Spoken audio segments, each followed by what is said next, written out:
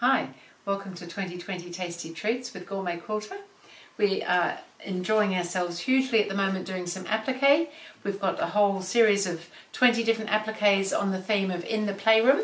So we are doing really well. We're up to number 19. So we're nearly through this whole series. And there is just so much fun happening in this playroom. I just don't know what to play with next. So there's a pattern available from GourmetQuilter.com if you're interested.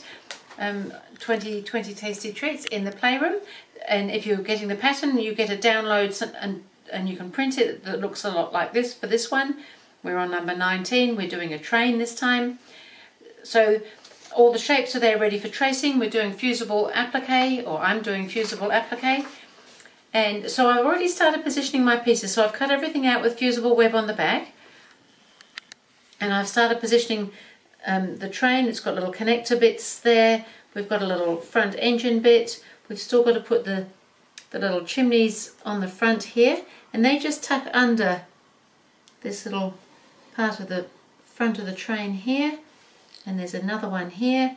We've got little roofs on our carriages. We've got windows so we can see out. I think a little toy train is just what everybody needs.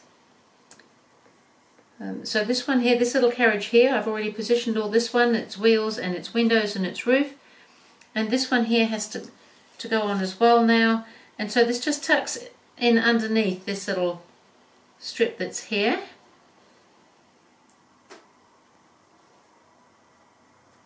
And sits quite nicely like that. We've got two wheels on this. This is a smaller carriage than the one in the middle. Bringing up the rear here, and then we've got a roof that can go on. So it's just a matter of building things up and tucking things underneath. So on the pattern, the lower numbered pattern pieces are most likely to be underneath something else. The higher numbers are likely to be the ones on top,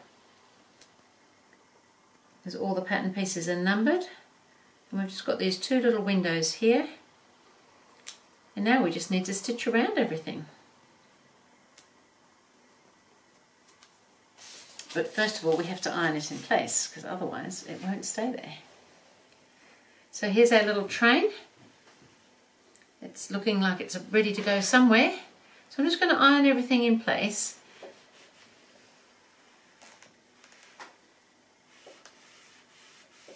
Now, a couple of the bits are sort of through other bits and pieces too, so I think I'll just iron it from the back as well, just to make sure that everything is bonded on nicely.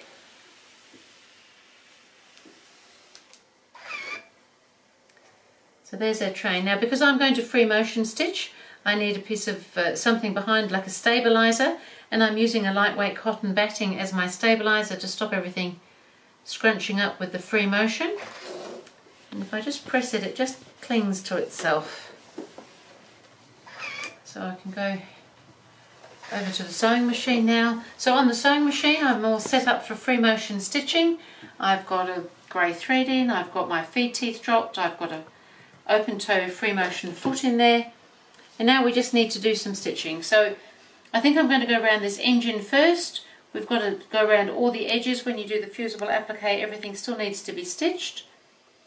So I think I'm just going to start somewhere here, and so just straight stitching, free motion, taking my time, enjoying myself. It's quite relaxing to do this sort of stitching, I find.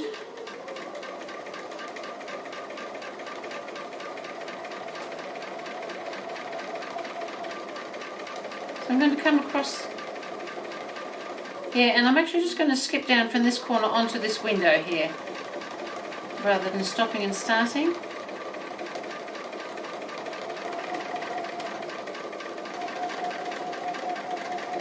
And come across the top here, and then skip back out onto the train again. Now this piece of fabric was a piece that went all the way down, so I'm going to come all the way down because of those raw edges all do need stitching. But I'm actually going to come back up again and come onto this front part of the engine here. Just backing up again and going over this little, whatever this little thing is on a train. I need to learn the parts of a train. Although trains are very different these days to this sort of toy train. This is a little funnel chimney steam used to come pouring out of. So each time I come to a shape that I need to go around, I just like to go past a little bit and then back onto it and around, so that I've got a line to come back to. And so now I'm down here and I can go straight onto this little bottom part here and around and onto the wheels. So where possible I like to just keep going without stopping and starting, but I'm going to need to stop very shortly when I get to the end of this wheel because I've got nowhere to go.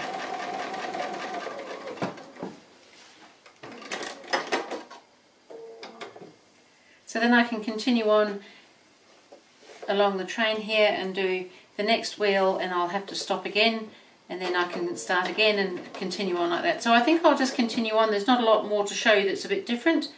I think you can see what I'm doing.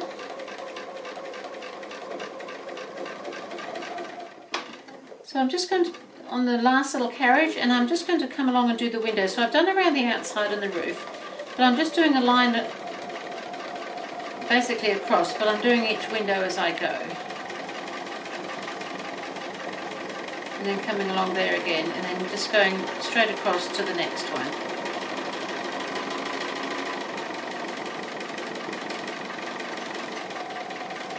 And then I'll take that line all the way out to the other side as well. And then I just need to do this last side here, so I'm going to go down and then back up again. And that's finished our little train.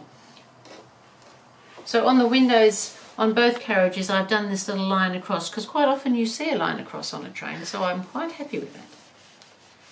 So there's our little toy train to go in the playroom.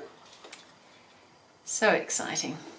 And so this is applique number 19, so we've only got one more to go and our playroom will be absolutely ready to play in. So how much fun is that?